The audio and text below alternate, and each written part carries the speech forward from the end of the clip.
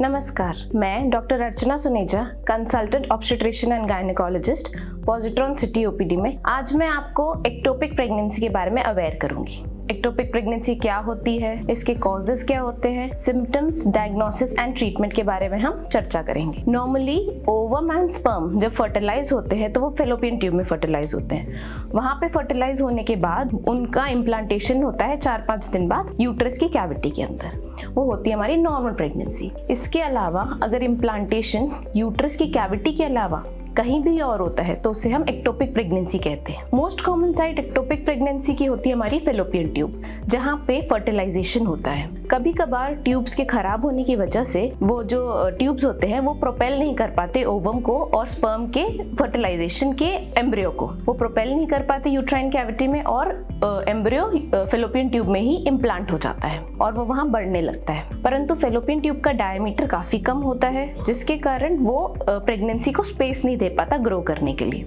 और इसके कारण ट्यूब फट जाती है और हमारे पास एक लाइफ थ्रेटनिंग कंडीशन सामने आ जाती है। अब ये होती क्यों है? एक्टोपिक प्रेगनेंसी का कॉज क्या है? आजकल इन्फेक्शंस जैसे tuberculosis, TB, pelvic inflammatory disease, ये सारे कॉजेज में ट्यूब्स खराब हो जाती है, जिसके कारण एक्टोपिक प्रेगनेंसी हो सकती है। इसके अलावा कोई भी ट्यूबल सर्जरी प्रीडिस्पोजिंग फैक्टर होती है एक्टोपिक प्रेगनेंसी के लिए। अब इसे जाने कैसे, इसके सिम्टम्स क्या होते हैं? सबसे पहला होता है मिस्ड पीरियड, यानी दिन चढ़ के आना। वो तो खैर नॉर्मल प्रेगनेंसी में भी हो सकता है।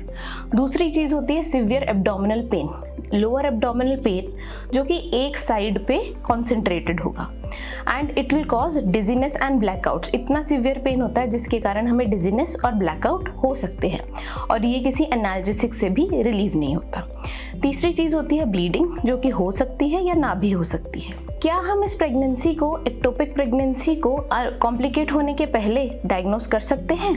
इसका जवाब है जी हाँ, हम बिल्कुल कर सकते हैं। जो आप घर में यूरिन प्रेगनेंसी टेस्ट करते हैं, जो कि किट द्वारा करते हैं, उसमें अगर 2 लाइन में एक लाइन फेंट हो यानी लाइट पिंक कलर की हो तो वो सस्पिशन होती है कि वो अनहेल्दी प्रेगनेंसी या फिर एक्टोपिक प्रेगनेंसी हो सकती है। ऐसे केसेस में आप तुरंत अपने डॉक्टर से जरूर संपर्क करें।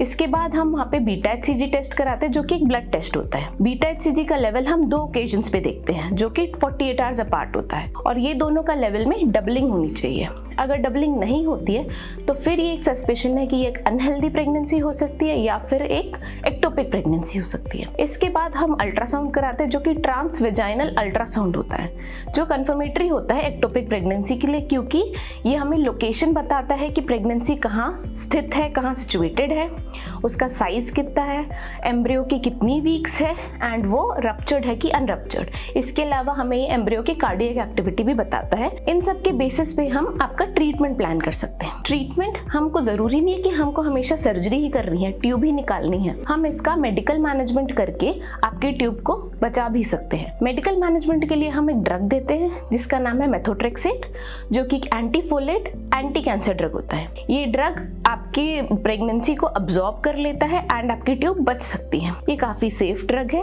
बट आपको इसके साइड इफेक्ट्स भी होते हैं, इसलिए आपको ये डॉक्टर की सुपरविजन में ही लेना चाहिए। परंतु मेथोट्रेक्सेट के कुछ क्राइटेरियाज होते हैं कि बीटा HCG का लेवल कितने से कम है, कितने से ज्यादा है, या प्रेगनेंसी कितने वीक्स की है, रप्चर्ड है कि अनरप्चर्ड है, और तीसरी चीज होती है कार्डियक एक्टिविटी प्रेजेंट है कि नहीं है। इन सबको मद्देनजर रखते हुए ही आपके डॉक्टर आपको मेडिकल मैनेजमेंट या सर्जिकल मैनेजमेंट की सलाह देते हैं। तो इन सिम्टम्स को इग्नोर ना करें, ये आपके लिए जानलेवा साबित हो सकता है।